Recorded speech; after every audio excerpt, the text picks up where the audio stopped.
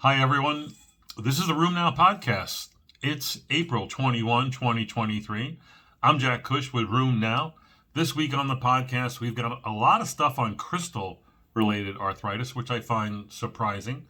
A little bit about men with lupus and the importance of neutrophils in making a septic joint diagnosis.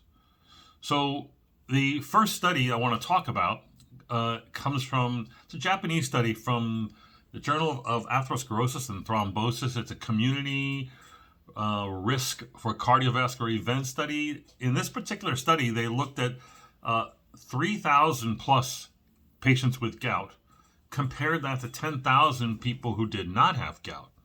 And they wanted to see what the linkage is between risk factors for gout and whether that was different between men and women.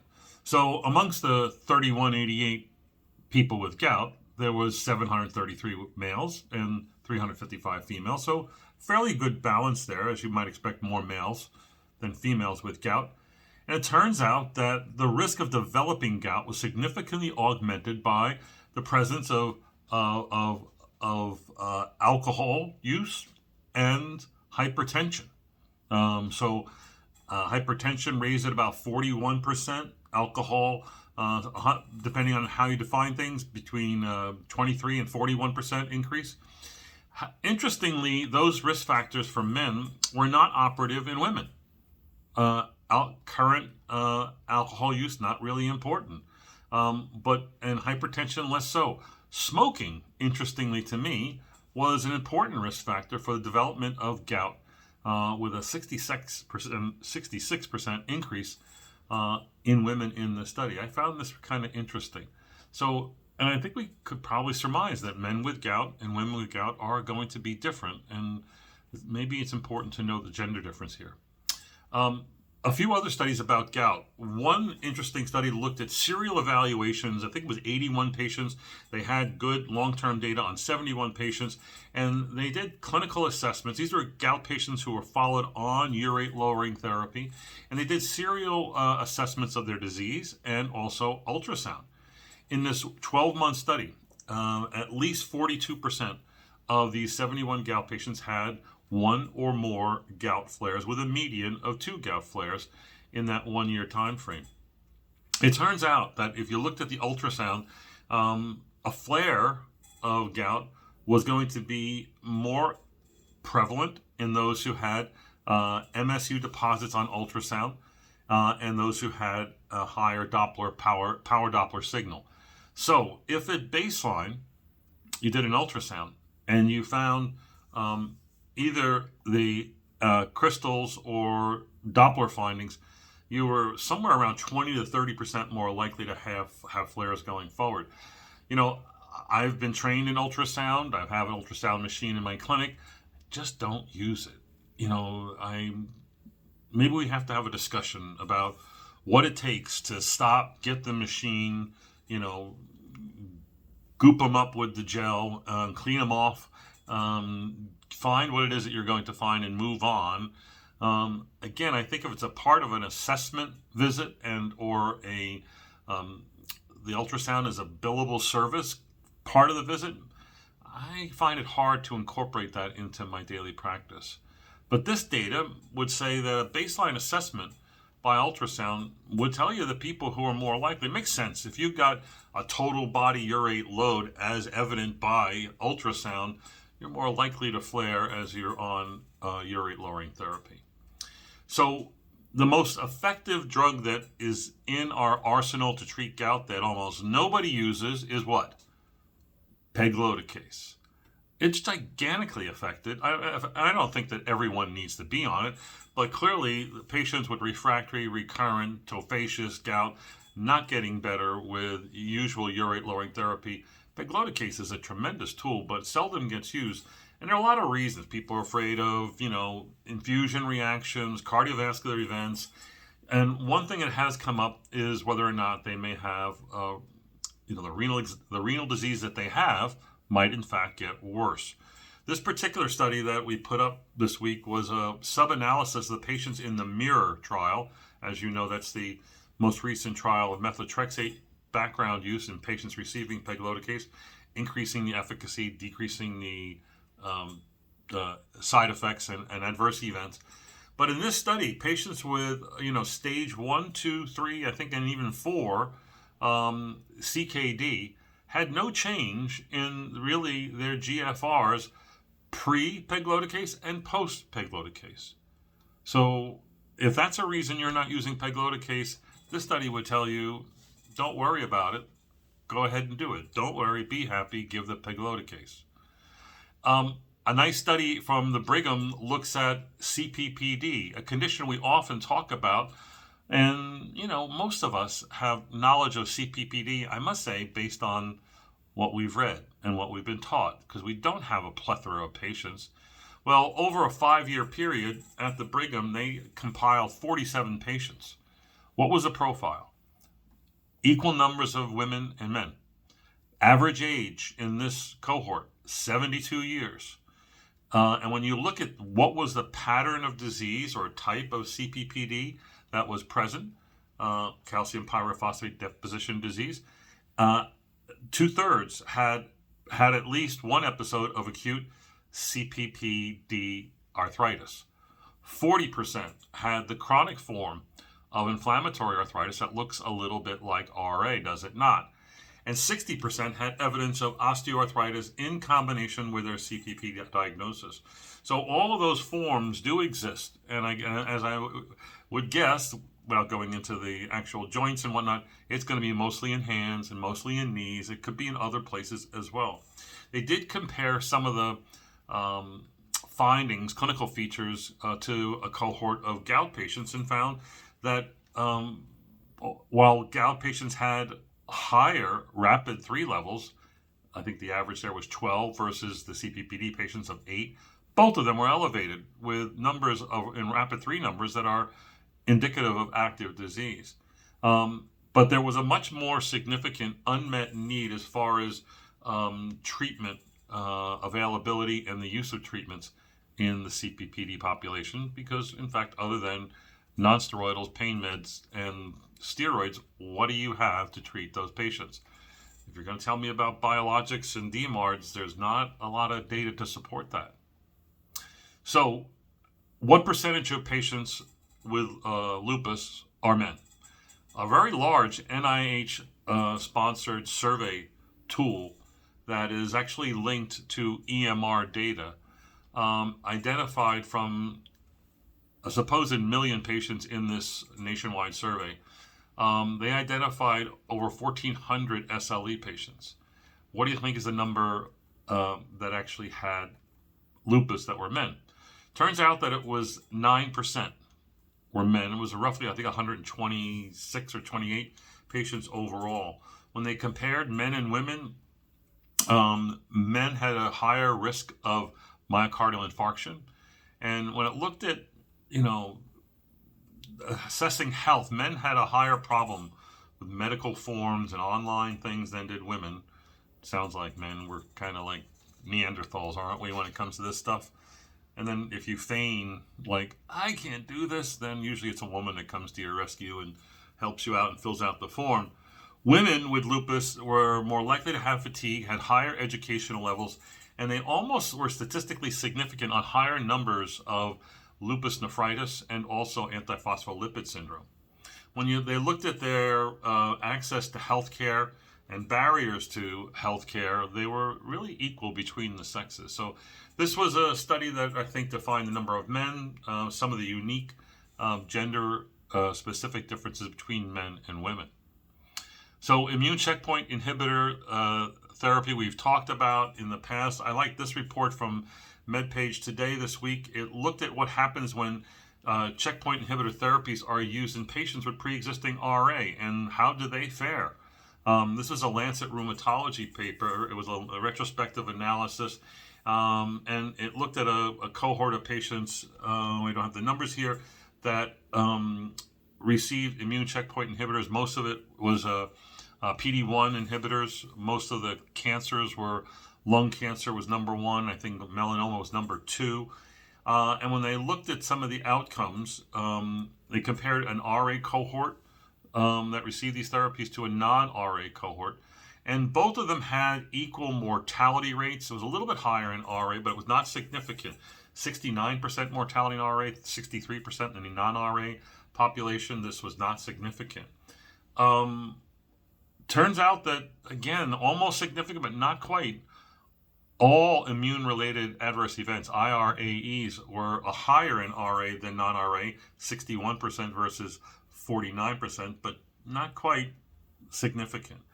But what was significant was inflammatory arthritis flares.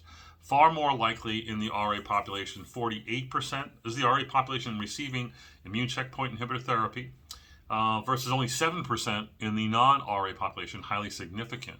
But interestingly, while RA patients got more of the arthritis, you kind of expect that, would you not? They actually had less of the very common IRAEs that we know that occur. And that would include rash and dermatitis and endocrinopathy, colitis, enteritis, and hepatitis. They were actually much less common in RA patients than in non-RA patients. So, and it was significant. So yes, your RA patients can receive immune checkpoint inhibitor therapy without a major change in outcomes. You just got to watch for more RA flares and manage it, and I think you can do that. I mean, the only rule here is you don't use a CTLA-4 related drug, meaning abatacept. All other therapies are on the table: steroids, methotrexate, TNF inhibitors, biologics, etc. I think last week we talked about some income issues or the week before, income issues in rheumatology, pediatric rheumatology, number 3 and number 20, and the lowest number of salaries. Another report, not encouraging, showed that in 2023, salaries did drop for 6 specialties. Number 6 on the list was rheumatology, at a 3% decrease compared to 2022 salaries. The biggest drop in this of the 6 specialties was that of ophthalmology at a -7%, followed by emergency medicine -6%, PM&R, and nephrology at -5%, allergy 2%. Rheumatology -3%, not so bad, but really we're in the bottom 6 here. So clearly, you must love being a rheumatologist because they're not rewarding you as well as they should be. And this is something we need to fight for, especially if you're a woman. You know, it is April, and that is Women in Rheumatology Month. We've been covering a lot of the gender-related inequities in a lot of things, including in salary. So I found a nice study on interchangeability between rituximab, the originator drug, and its biosimilar, Truxima, which is I think also called CTP10, a study of 128 RA patients, half receiving the biosimilar or rituximab. And then of the patients who receive rituximab later on, 40% of them switched to CTP10, and turns out the exact same number of infusion reactions, infections, hypogammaglobulinemia. This was a study designed to meet the regulatory definition of interchangeability. Interchangeability doesn't necessarily mean that one is equal to the other. As you know, that's really the benchmark for getting a biosimilar on the market, having the exact same clinical efficacy and safety outcomes. Interchangeability is another regulatory definition with a certain set of designs that need to occur so that if you meet that definition, then the biosimilar can be used in place of the originator compound without the physician giving consent. And that's sort of important. The interesting thing is that only a minority of currently available biosimilars in the United States have met this interchangeability definition. So again, it is April, Women in Rheumatology Month. We looked at gender differences when it came to steroid use by the prescribers and steroid use by the patients. Turns out no real, actually there was a difference in patients who were likely to get steroids were more likely to be male than female. They were also more likely to have been on a lot of prior therapies, also been on opioids and have comorbidities, and also more infections, right? But when you look at the prescribers, I found this interesting, that when they looked at the males and female rheumatologists that met the definition of being high prescribers of steroids, they found out that women were less likely to be high steroid prescribers. And the profile of not being a high steroid prescriber was someone who was a woman in private practice for more than 10 years, also taking care of a lot of patients. Interesting, don't you think? Regulatory news this week: the European Commission, the EMA, has approved upadacitinib or Rinvoq for the treatment of moderate to severe active Crohn's disease. This is a new development, and as you know, it joins other JAK inhibitors, most of which have been approved for use in ulcerative colitis, not in Crohn's. So this is sort of unique. And Lilly had some news with a complete response letter, which, as you know, is not a denial, but is a pause from the FDA saying, hey, there's a problem. In this case, the problem with Lilly's product, the IL-23 inhibitor mirikizumab, has to do with the manufacturing process for its drug, mirikizumab, and that is related to their biologic license application, the BLA, for use of mirikizumab in ulcerative colitis. So they have to fix their manufacturing issues, and then they'll be off to the races again in the near future.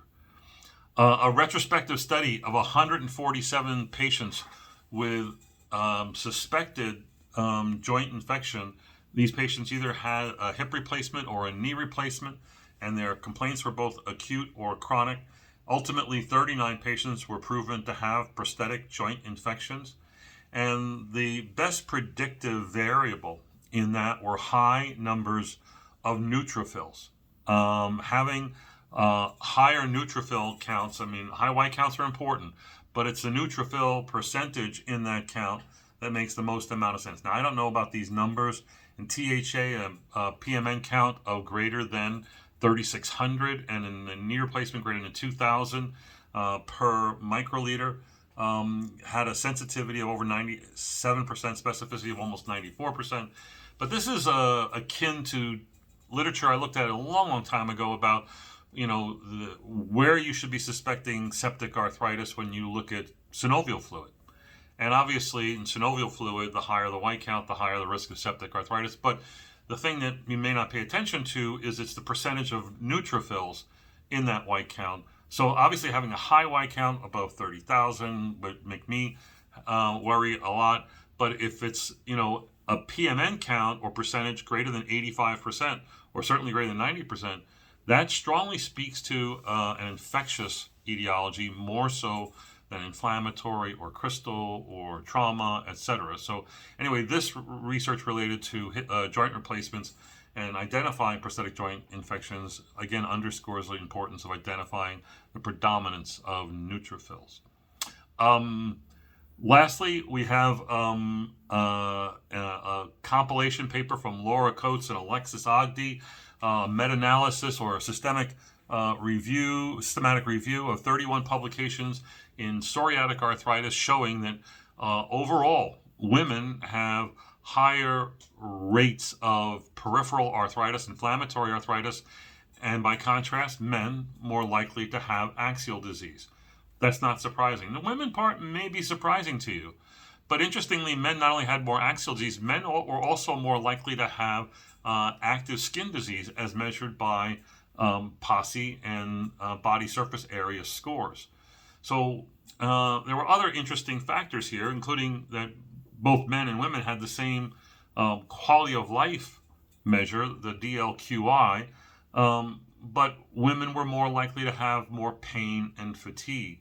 And lastly, women also had lower responses to usual therapies used, with lower ACR response rates, etc. So this is something that I think is we feature this in our therapeutic update this month. You should go on and look at the two videos that Alexis Ogden did, one on psoriatic arthritis, the other on ankylosing spondylitis, spondyloarthritis, showing the surprising data that women with those two conditions do not fare as well as do their male counterparts. So in this month, we've got a lot of interesting videos on this subject. We also have 3 great blogs this past week. Women rheumatologists in the private sector, a great blog by Priya Reddy of Florida. Priya is president of the Florida Rheumatology Society. And then Nicola Dalbeth from the New Zealand and the University of Auckland has a really cool article on gender equity in academic rheumatology. And then I also want to point out a strong article on the power of collaboration by Dr. Janus Yazdani from UCSF, where she talks about how important collaboration has been to her and her career development. And I like what she sort of sums it up as. She says that, collaboration happens when you're generous, open-minded, you're optimistic, you join by showing up either online or in conferences, you ask for help, you ask to join, help, contribute. And when all that's done, especially in the context of diversity, you get meaningful collaboration with lasting impact. I really like this blog, and she closes with a great quote from Ken Blanchard, who has used and I've heard this many times, none of us is as smart as all of us, meaning together we go far. And that's actually my favorite quote of the week. If you want to go fast, go alone. If you want to go far, go together. It's an old African proverb, the title of this week's blog. Next week, be sure to sign on and go to our last Tuesday Night Rheumatology. Tuesday, 7 p.m. Eastern, 4 p.m. Pacific. We're doing a town hall on women in rheumatology where we're going to have 4 leaders discuss, what should be our agenda. What do we need to do as a society and as individuals at the institutional and societal level to move the needle forward on a lot of the gender inequity issues that have been brought up in this past month. I'll be moderating the session. I'm going to be throwing hand grenades at the panel and see how they respond. I think it's going to be a really lively discussion, and I hope you'll join us. I hope you'll ask lots of questions. We'll see you next week.